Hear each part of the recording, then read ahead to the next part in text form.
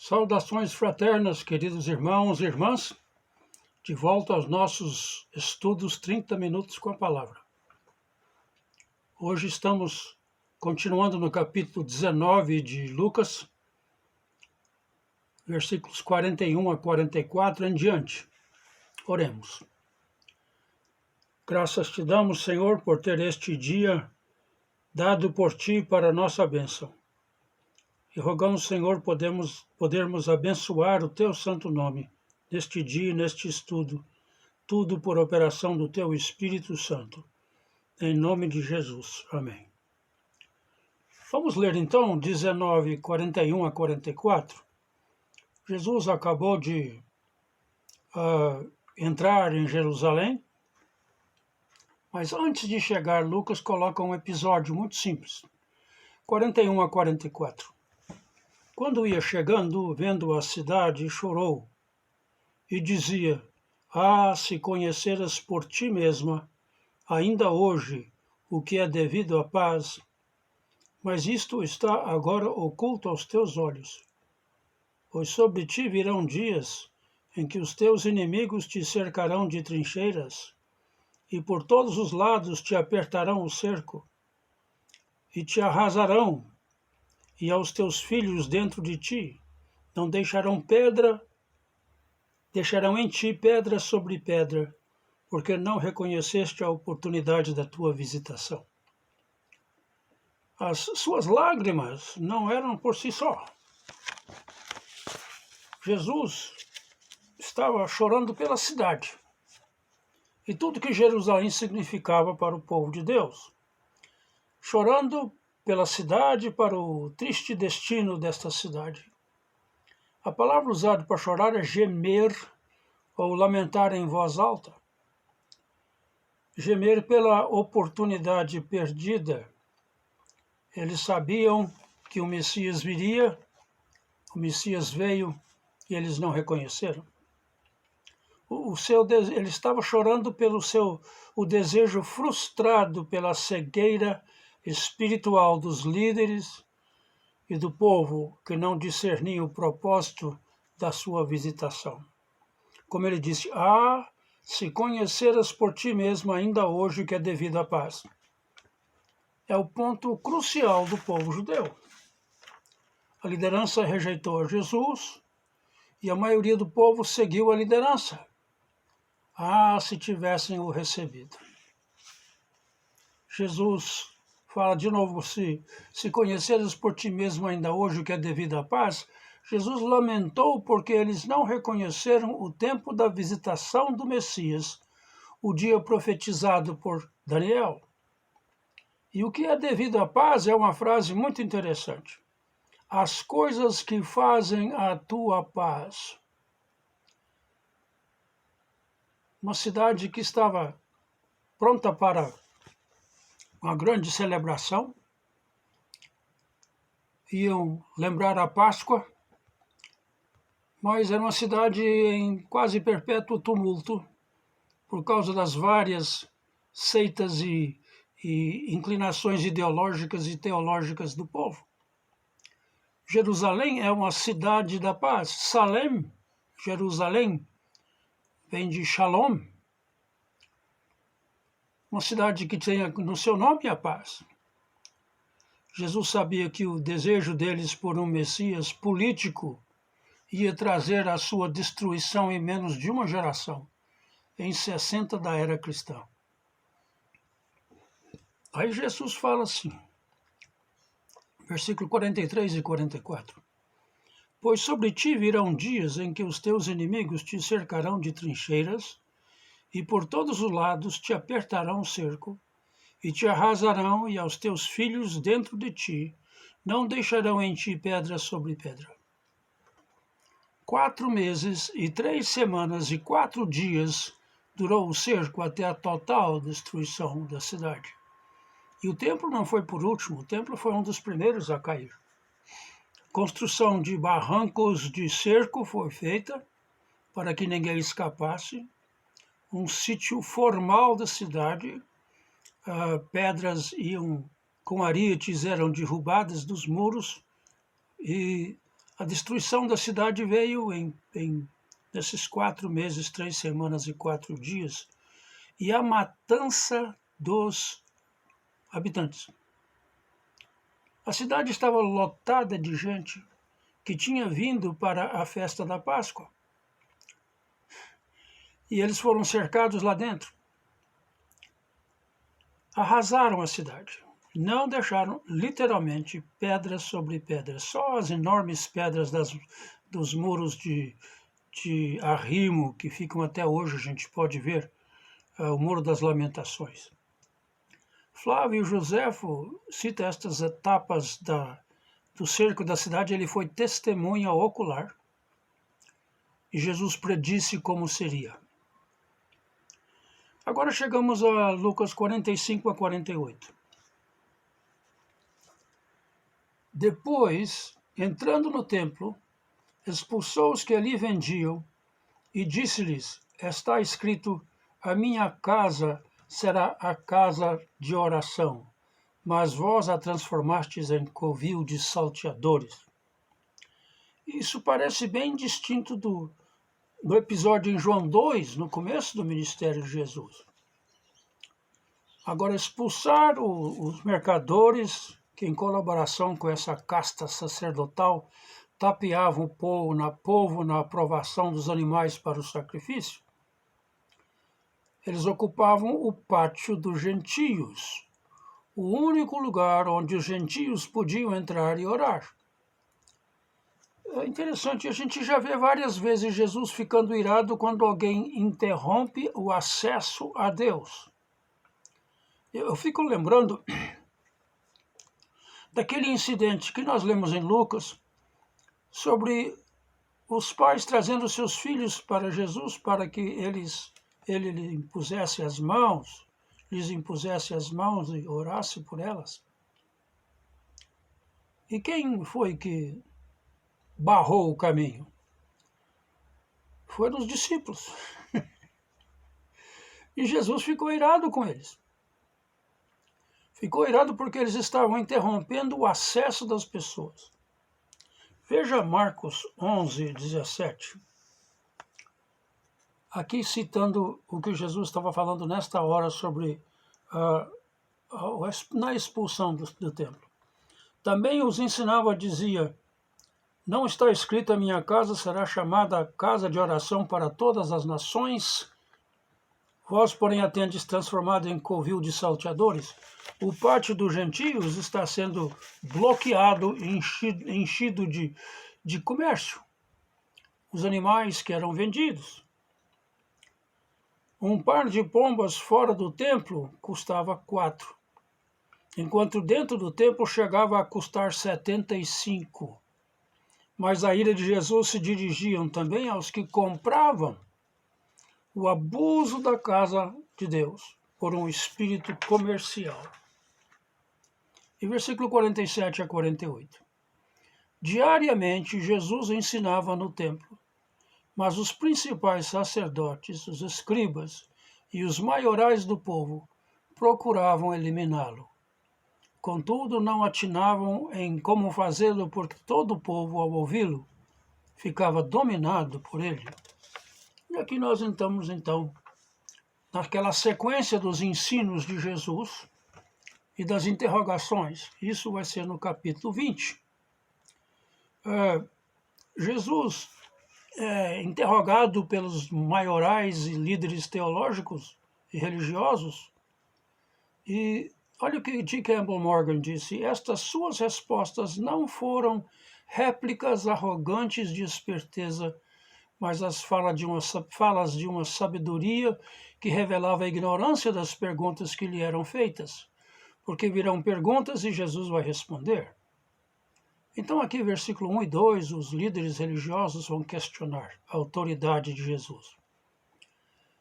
Aconteceu num daqueles dias, estando Jesus a ensinar o povo no templo e a evangelizar, sobrevieram os principais sacerdotes e os escribas, juntamente com os anciãos, e o arguíram nestes termos: dize-nos, com que autoridade fazes estas coisas? Ou quem te deu esta autoridade? Aqui vem os principais sacerdotes e os escribas.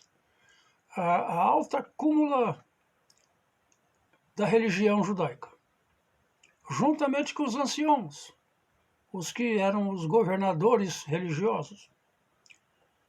Interessante que Jesus não procurou debate com a liderança. Ele queria ensinar ao povo sobre a boa nova do Evangelho, mas eles vieram, ou como diz Lucas, sobrevieram, isto é, chegaram inesperadamente e subitamente, chegaram em cima. Obviamente, a provocação para esta intervenção foi a ação de Jesus expulsando os vendedores do templo. Eles se sentiam ameaçados. Aqui é o nosso pé de meia, é onde nós guardamos o nosso dinheiro, é onde nós ganhamos o nosso dinheiro. Chegaram com as perguntas que reforçavam a posição de cada grupo. Cada grupo que chegar vai fazer uma pergunta inclinando-se ideologicamente e teologicamente para o seu ponto de vista. Eles lhe respondeu com grande sabedoria e poder. Jesus responde a sua pergunta com outra pergunta. Respondeu-lhes, versículo 3 até o versículo 7. Respondeu-lhes também, eu vos farei uma pergunta. Dizei-me, o batismo de João era do céu ou dos homens? Então eles arrazoavam entre si. Se dissermos do céu, ele dirá, por que não acreditastes nele? Mas se dissermos dos homens, o povo todo nos apedrejará, porque está convicto de ser João um profeta. Por fim responderam que não sabiam. Então Jesus lhes replicou, pois nem eu vos digo com que autoridade faço estas coisas. Esta pergunta de Jesus, o batismo de João era dos céus ou dos homens? Como é penetrante. Respondendo assim, Jesus não estava fugindo da pergunta deles, pelo contrário, ele usou a pergunta para explicar quem ele era e para expor a hipocrisia dos líderes. Se João Batista veio de Deus, então ele estaria certo em proclamar que Jesus era o Messias. E se isso fosse verdade, então Jesus teria toda a autoridade para fazer tudo e ensinar como ensinava. E eles, por fim, disseram que não sabiam. Esta resposta mostrava que eles não estavam em sincera busca da verdade. Estavam mais preocupados em ganhar a disputa do que em conhecerem a verdade. Jesus estava dizendo que se eles não reconhecessem a autoridade quando a viam, nenhum argumento iria lhes convencer da verdade. Jesus diz, pois nem eu vos digo com que autoridade faço estas coisas. Não buscavam a verdade com sinceridade e, portanto, Jesus recusou a responder-lhes a pergunta. Jesus sempre demonstrava grande cuidado e compaixão com os que buscavam com sinceridade, mas não demonstrava isso com críticos cínicos e manipuladores. Estes homens sabiam que João havia dito que Jesus era o Messias e não estavam dispostos a aceitar isso. Aí Jesus vai dar uma parábola, versículo 9 ao 15. A seguir, Jesus passou a proferir ao povo esta parábola. Certo homem plantou uma vinha, arrendou-a a lavradores e ausentou-se do país por prazo considerável. No devido tempo, mandou um servo aos lavradores para que lhes dessem o fruto da vinha, o dinheiro. Os lavradores, porém, depois de o espancarem, o despacharam vazio. Em vista disso, enviou-lhes outro servo, mas eles também a este espancaram. E depois de o ultrajarem, o despacharam vazio. Mandou ainda um terceiro, também a este, depois de o ferirem, expulsaram. Então disse o dono da vinha, que farei? Enviarei o meu filho amado. Talvez o respeitem. Vendo-o, porém, os lavradores arrazoavam entre si, dizendo, Este é o herdeiro, matemo-lo, para que a herança venha a ser nossa. E lançando-o fora da vinha, o mataram. Parábola bem pungente. Vejamos. Certo homem plantou uma vinha, arrendou a lavradores. Prática muito comum nos dias de Jesus, especialmente na Galileia. Arqueólogos têm achado relatos de discussões legais entre donos e arrendadores, contratos, discussões sobre quem devia o quê. Jesus, ao contar a parábola, Jesus, quando contava parábolas, sempre amarrava estas parábolas na realidade local e do conhecimento do povo. Ele está descrevendo uma coisa comum. Certo homem plantou uma vinha, esta parábola tinha bem mais do que uma ligação cultural. É uma ideia bem firme no Antigo Testamento. Os que ouviam lembrariam que a vinha era usada no Antigo Testamento como figura de Israel. Eu vou ler aqui um trecho comprido de Isaías 5, de 1 a 7. Isaías 5, de 1 a 7. Agora cantarei ao meu amado o cântico do meu amado a respeito da sua vinha. O meu amado teve uma vinha num outeiro fertilíssimo. Sachou-a, limpou-a das pedras e plantou de vides escolhidas, edificou no meio dela uma torre e também abriu um lagar. Ele esperava que desse uvas boas, mas Deus deu uvas bravas. Agora, pois, ó moradores de Jerusalém e homens de Judá, julgai-vos, peço, entre mim e a minha vinha. Que mais se podia fazer ainda a minha vinha, que eu lhe não tenha feito? E como, esperando eu que desse uvas boas, veio a produzir uvas bravas? Agora, pois, vos farei saber o que pretendo fazer à minha vinha. Tirarei a sua sebe, para que a vinha sirva de pasto. Derribarei o seu muro, para que seja pisada. Torná-la-ei em deserto. Não será podada nem sachada, mas crescerão nela espinheiros e abrolhos. Às nuvens darei ordem que não derramem chuva sobre ela. Aqui está a chave. Porque a vinha do Senhor dos Exércitos é a casa de Israel. E os homens de Judá são a planta dileta do Senhor. Este desejou que exercessem juízo, e eis aí quebrantamento da lei, justiça, e eis aí clamor. Figura clara para especialmente os escribas e sumos sacerdotes, principais sacerdotes e escribas, sabiam isso de cor, eles tinham que saber de cor. Mais uma coisa que eles sabiam de cor. Salmo 80, 8 e 9. Trouxeste do Egito uma videira, lançaste fora as nações e a plantaste. Preparaste lugar, e ela deitou profundas raízes e encheu a terra. Nesta parábola dos lavradores, ou dos arrendadores que cuidavam da vinha, estão em lugar dos líderes religiosos do povo judeu. Quando ele fala arrendou a lavradores, os vinhateiros não compraram a vinha e nem a plantaram. O dono generoso permitiu que eles trabalhassem nela.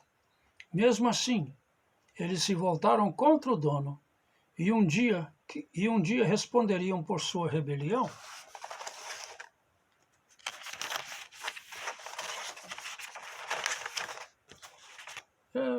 Cadê meus papéis? Estão aqui. Pronto.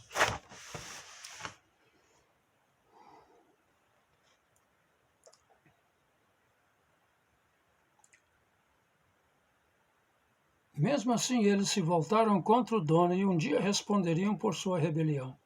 Deus, o dono de tudo, é muito mais paciente com rebeldes do que nós seríamos. Mas um dia haverá uma hora de prestar contas. Que farei? Disse o dono da vinha. Enviarei meu filho amado, talvez o respeitem. O dono da vinha tenta receber o que lhe era legitimamente devido. Rejeitaram cada um dos 3 servos que lhe foram enviados. Finalmente enviou o seu filho amado. Talvez o respeitem, disse o dono. Vendo-o, porém, os lavradores arrazoavam entre si, dizendo: Este é o herdeiro. Matemo-lo para que a herança venha a ser nossa. O grande estudioso Joaquim Jeremias diz que os lavradores presumiam, com a vinda do filho, que o pai tinha morrido. Eles teriam então a primeira opção em assumir a vinha, uma espécie de uso capião de 3 anos naquela época era comum. Esta parábola nos diz que Jesus sabia que ele era o Filho de Deus. Ele sabia que logo ele seria morto. E Jesus agora vai aplicar esta parábola. Que lhes fará, pois, o dono da vinha? 16.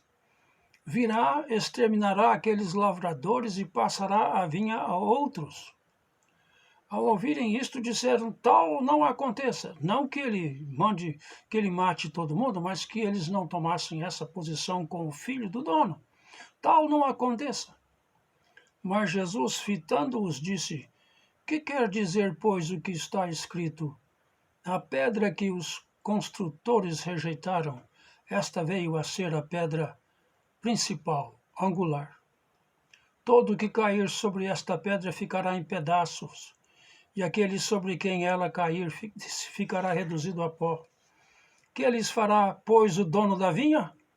Virá, exterminará aqueles lavradores e passará a vinha a outros. Os líderes imediatamente compreenderam que a palavra se aplicava a eles. Reclamaram que Jesus o havia associado aos maus lavradores. Tão cegos, eles pensavam assim: isso nunca seria a gente. Aí Jesus joga uma palavra sobre eles. O que quer dizer o que está escrito? A pedra que os construtores rejeitaram, esta veio a ser a principal pedra angular. Jesus ensinou do Salmo 118. Na realidade, ele trouxe à memória dos líderes o famoso Hallel, os salmos de 113 a 118, que era recitado e cantado em todas as principais festas judaicas, principalmente como parte integral da Páscoa, do Pesach. Quando em Mateus 26 e Marcos 14, 26 dizem que eles saíram depois da ceia, depois de cantarem o hino, saíram, era este conjunto de salmos que foi cantado. Tinham feito isso todos os anos, desde a infância, sabiam de cor, os líderes sabiam de cor sobre a pedra que foi rejeitada, que se tornou a principal pedra angular. O Salvador, de 118, descreve a vinda do Messias a Jerusalém, e Jesus foi oficialmente apresentado a Israel na sua entrada. E a hostilidade dos líderes mostrava que esta pedra estava sendo rejeitada, mesmo se foi inicialmente saudada com hosanas. Jesus liga o filho rejeitado na parábola à pedra rejeitada no Salmo. Veja também as alusões a Jesus como pedra no Novo Testamento. Aqui. 1 Coríntios 10, 3 e 4. Todos eles comeram de um só manjar espiritual e beberam da mesma fonte espiritual, porque bebiam de uma rocha espiritual que os seguia, e a pedra era Cristo. E mais ainda, 1 Pedro 2, 4 a 8. 1 Pedro 2, 4 a 8. A exortação de Pedro é essa: chegando-vos para ele a pedra que vive, rejeitada sim pelos homens, mas para com Deus eleita e preciosa, também vós mesmos, como pedras que vivem, sois edificadas em casa espiritual para ser de sacerdócio santo, a fim de oferecer de sacrifícios espirituais agradáveis a Deus, por intermédio de Jesus Cristo. Por isso está na Escritura: eis que ponho em Sião uma pedra angular eleita e preciosa, e quem nela crer não será de modo algum envergonhado. Para vós outros, portanto, os que credes, é a preciosidade. Mas para os descrentes, a pedra que os construtores rejeitaram, essa veio a ser a principal pedra angular. E também ele cita pedra de tropeço e rocha de ofensa. São estes os que tropeçam na palavra, sendo desobedientes, para o que também foram postos. Pedra angular. O que era uma pedra angular? A pedra angular era uma pedra fundamental utilizada nas antigas construções, caracterizadas por ser a primeira a ser sentada na esquina do edifício. Os pedreiros hoje fariam isso com tijolo ou concreto primeiro, mas fariam uma prova de que havia realmente um ângulo de 90 graus ali. Senão, não haveria bom esquadro no prédio. Eu conheço. Morei em uma casa cujo esquadro era horrível. Havia o piso certinho até um ponto e depois desviava para um lado, porque a parede não estava seguindo uma pedra angular. Ele formava um ângulo reto entre as duas paredes. A partir da pedra angular eram definidas as colocações das outras pedras, alinhando toda a construção. Tudo o que cair sobre esta pedra ficará em pedaços, e aquele sobre quem ela cair ficará reduzido a pó. Todo aquele que vier a Jesus terá o seu orgulho esmagado por Cristo. No juízo, devemos aproximar do juízo final. Só haverá um, sabendo que todo o nosso orgulho, toda a nossa soberba vai ser esmagado. Somos aceitos, perdoados, livres, vivemos na ressurreição. E aqui eu vou encerrar, porque nós vamos começar no versículo 19, quando vamos falar sobre se é lícito pagar imposto a César ou não. E a resposta de Jesus é pungente. Até a semana que vem, meus queridos.